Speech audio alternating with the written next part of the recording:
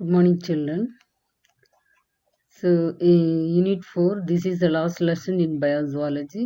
We have completed all the lessons. This is the last lesson, application of biotechnology. What is biotechnology? So, biotechnology, we are uh, genetically engineering new DNAs, new genes. So, through that, new products we are going to get, that is called biotechnology. Biological organismத்துல technological changes create பண்றத biotechnology. Okay, application of biotechnology. Genetic engineering involves the manipulation of application of biotechnology. Under the biotechnology, genetic engineering is a subtopic.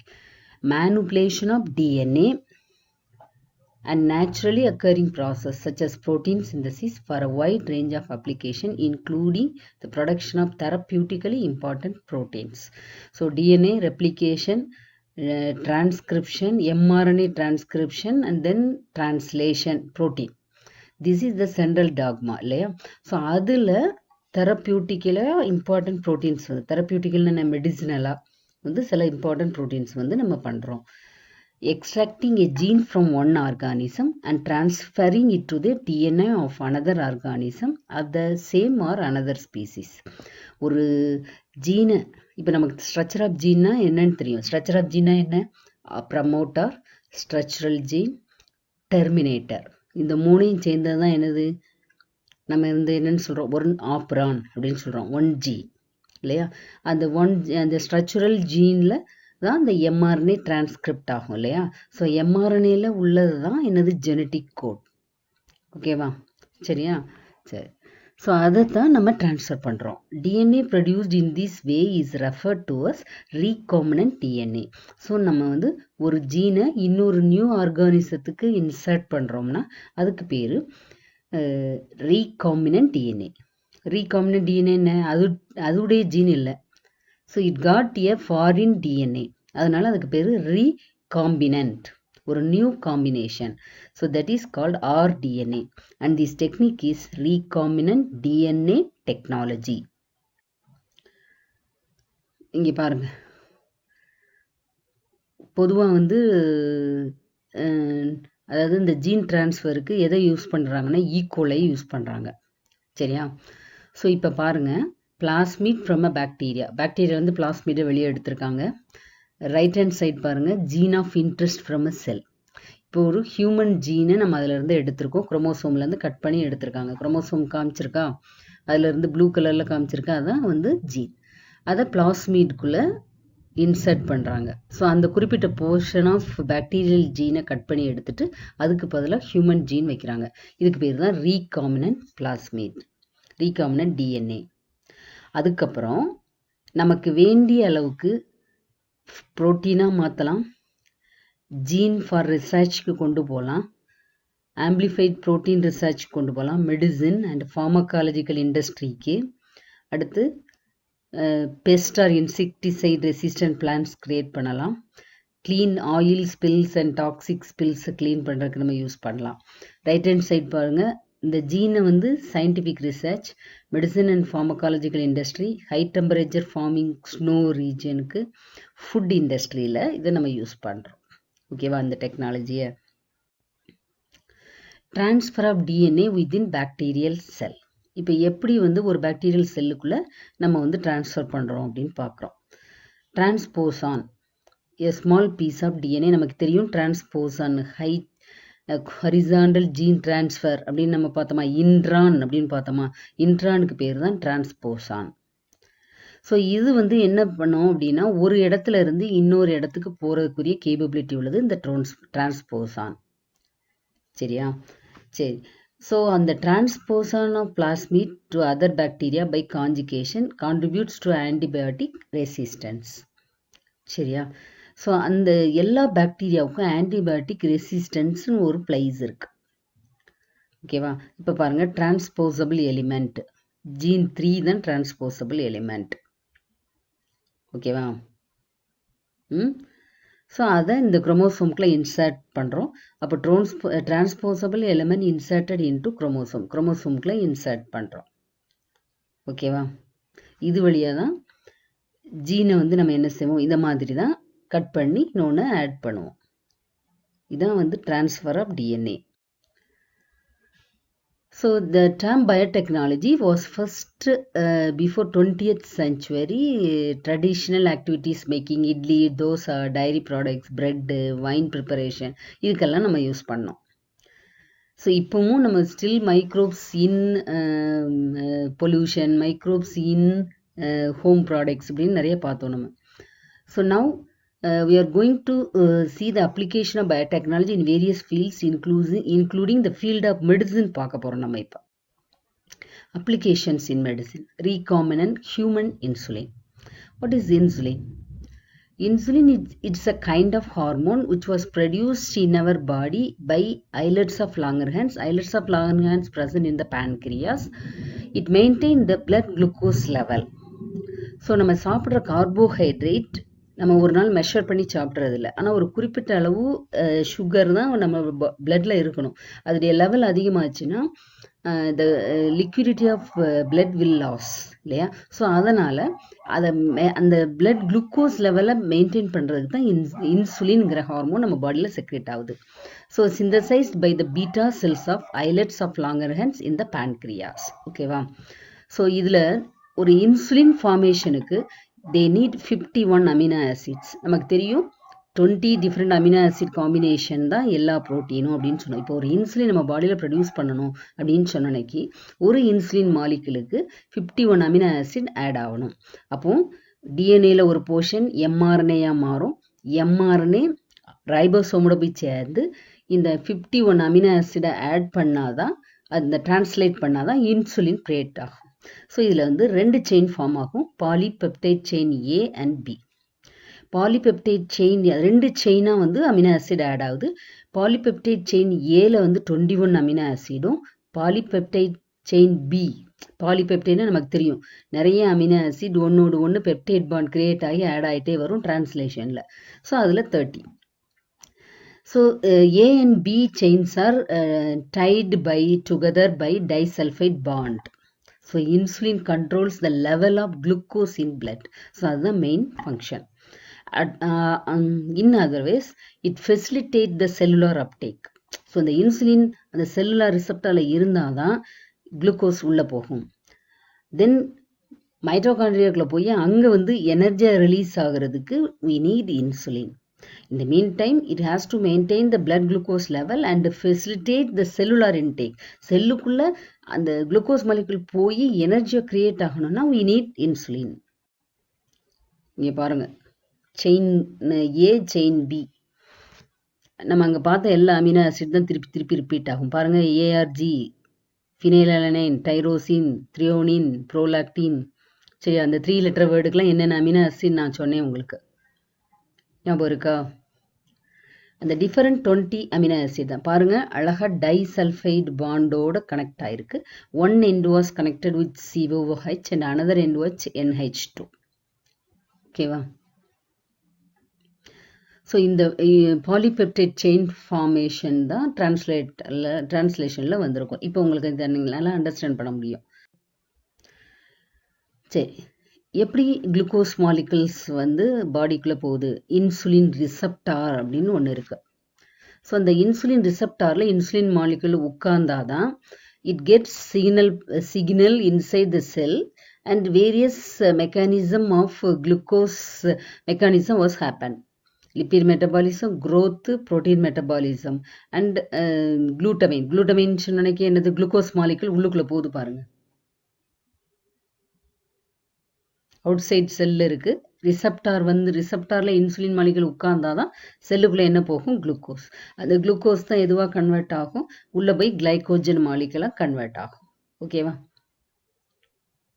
சரி, so இப்படிதான் இனிமே energy creation கிடைக்கும். So insulin இருந்தாதான் இது உள்ள போக முடியும். Transfer of DNA within bacterial cell. இப்போ எப்படி வந்து ஒரு பாக்டீரியல் செல்லுக்குள்ள நம்ம வந்து டிரான்ஸ்ஃபர் பண்றோம் அப்படின்னு பார்க்குறோம். Transposon a small piece of DNA. நமக்கு தெரியும் டிரான்ஸ்போசான் ஹரிசாண்டல் ஜீன் டிரான்ஸ்ஃபர் அப்படின்னு நம்ம பார்த்தோமா, இன்ட்ரான் அப்படின்னு பார்த்தோமா, இன்ட்ரானுக்கு பேர் தான் டிரான்ஸ்போசான். ஸோ இது வந்து என்ன பண்ணோம் அப்படின்னா ஒரு இடத்துல இருந்து இன்னொரு இடத்துக்கு போகிறதுக்குரிய கேப்பபிலிட்டி உள்ளது இந்த டிரான்ஸ்போசான். சரியா? சரி. ஸோ அந்த transposon of plasmid to other bacteria by conjugation contributes to antibiotic resistance. சரியா? ஸோ அந்த எல்லா பாக்டீரியாவுக்கும் ஆன்டிபயோட்டிக் ரெசிஸ்டன்ஸ்னு ஒரு பிளேஸ் இருக்கு. ஓகேவா? இப்போ பாருங்க, டிரான்ஸ்போசபிள் எலிமெண்ட் ஜீன் 3 தான் டிரான்ஸ்போசபிள் எலிமெண்ட். ஓகேவா? ஸோ அதை இந்த குரோமோசோம்குள்ள இன்சர்ட் பண்ணுறோம். அப்போ transposable element inserted into குரோமோசோம்குள்ள insert பண்ணுறோம். ஓகேவா? இது வழியாக தான் ஜீனை வந்து நம்ம என்ன செய்வோம், இதை மாதிரி தான் கட் பண்ணி இன்னொன்று ஆட் பண்ணுவோம். இதான் வந்து டிரான்ஸ்ஃபர் ஆஃப் டிஎன்ஏ.